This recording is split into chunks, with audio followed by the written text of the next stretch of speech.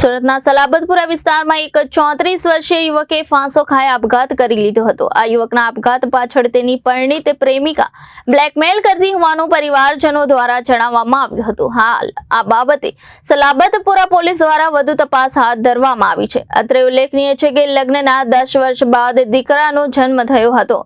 એણે એક જ વર્ષમાં પિતાની છત્રછાયા ગુમાવી દીધી। મળતી માહિતી પ્રમાણે સલાબતપુરા વિસ્તારમાં આવેલ માન દરવાજા હળપતિવાસમાં 34 વર્ષીય અઝીઝ લતીફ શેખ પરિવાર સાથે રહે છે। પરિવારમાં માતા પિતા પત્ની અને 1 વર્ષનો દીકરો છે। અઝીઝ પહેલા શર્ટ વેચવાનું કામ કરતો હતો। હાલ તે માર્કેટમાં પાર્સલ ઉચકવાની કામગીરી કરીને પરિવારનું ગુજરાન ચલાવતો હતો। આપઘાત કરનાર અઝીઝના ભાઈ અનીસે જણાવ્યું હતું કે અઝીઝનો લગ્ન પહેલાથી જ એક યુવતી સાથે અફેર હતો। 11 વર્ષ પહેલા અઝીઝ તે જેને પ્રેમ કરતો હતો તે યુવતીના બંનેના અલગ અલગ જગ્યાએ લગ્ન થઈ ગયા હતા। અઝીઝ અને તેની પ્રેમિકા ફરી 5 વર્ષ પહેલા સંપર્કમાં આવ્યા હતા અને તેમનો અફેર ફરી શરૂ થયો હતો। આ અંગે પહેલા તો અઝીઝની પત્ની જાણતી ન હતી, જો કે થોડો સમય પહેલા તેની પત્નીને આ અંગે જાણ થઈ ગઈ હતી। વધુમાં જણાવ્યું હતું કે અઝીઝની પત્નીને જાણ થતાં તેણે કહ્યું હતું કે આ બધું બંધ કરી દો। અઝીઝને તેની પ્રેમિકા અંગે પરિવારજનોની પણ તમામ પ્રકારે મનાઈ ફરમાવી દીધી હતી।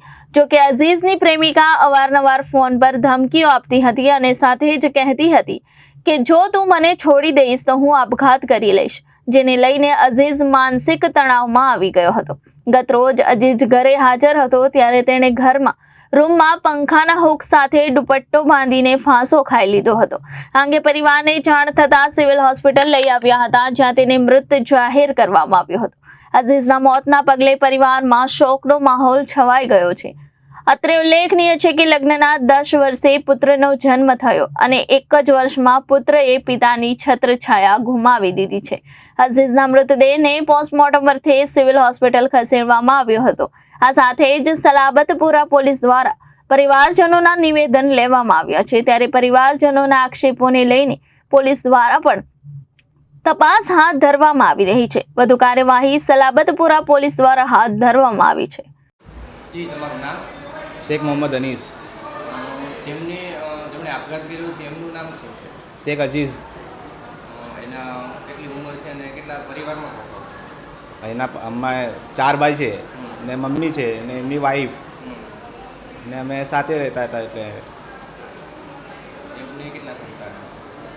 એમની 34 વર્ષનું છે હીરો। અને એમના સંતાન કેટલા? એક જ એ પણ 10 વર્ષ પછી એના સંતાન થયું એને લગ્નને થયા પછી। શું કામકાજ કરે? એ આમ પહેલાં શર્ટ વેચતો હતો લારી પર, પછી હમણાં એ ધંધો નહીં હતો તો હમણાં રોજગાર પર જાવતો હતો માર્કેટમાં ફોલ્ડિંગ કરવા માટે। શું ઘટના બની અને ક્યારે બની? કાલે એમને એનું કંઈ અફેર હતું પહેલાં, એ કંઈ રોજીના કરીને એનું નામ છે। પહેલાં એ 10 વર્ષથી એનું પણ અફેર છે એની જોડે, પણ મમ્મી ના એની જોડે શાદી કરીને ના પાડી લેતું અને એ લોકો પાછા હમણાં 5 વર્ષ પછી મહિલા તો ત્યારથી એ લોકોનો અફેર ચાલે છે। હવે એ એની જોડે વાત કરતો હતો તો એની વાઈફને પણ ખબર પડી ગઈ।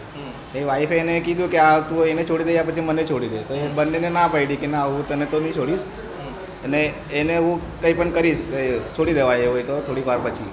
પણ એને ધમકી આપતી હતી કે તું મને છોડી દેશે ને તો હું પછી આપઘાત કરી લઈશ એવું કરીને। તો પછી એને પણ એ છોડવા માટે હિચકચાતો હતો। તો પછી એવી રીતે પછી હમણાં સુધી ચાલતો હતો અને કાલે અચાનક એને લાસ્ટ વાત એની જોડે શું થઈ શું નહીં ખબર, પણ અચાનક એ સુસાઇડ કરી લીધો ભાઈએ। હવે તમારી શું માંગ? માંગ એ જ છે કે મારા ભાઈને ઇન્સાફ જોઈએ કે એના લીધે મારા ભાઈએ આપઘાત કરી છે। હવે એમના પરિવારનું કોણ આધાર છે? હવે તો એની વાઈફના પણ મમ્મી પપ્પા નથી, એની બડીમાં જોડે રહે છે અને હમણાં તો અમે છે એની જોડે જે છે ને એક નાનો છોકરો છે, હમણાં વર્ષનો છે એનો છોકરો। Reporter Arvind Rathod, Janadesh news, Surat.